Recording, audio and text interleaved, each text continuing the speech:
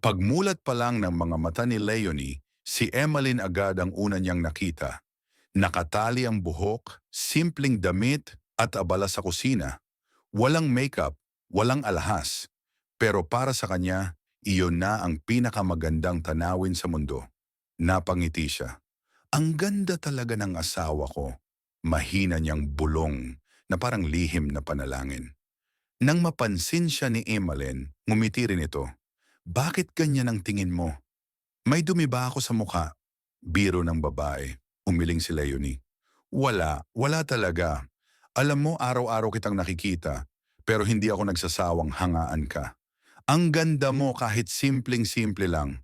Napatawa si Emmeline, medyo nahiya pero halatang kinilig.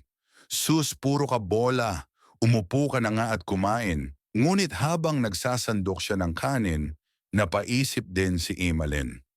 Sa mundong puno ng pagod at problema, nakakagaan pala ng loob. Yung simpleng marinig na maganda ka, lalo na kung galing sa taong pinakamahal mo. Share mo sa taong mahal mo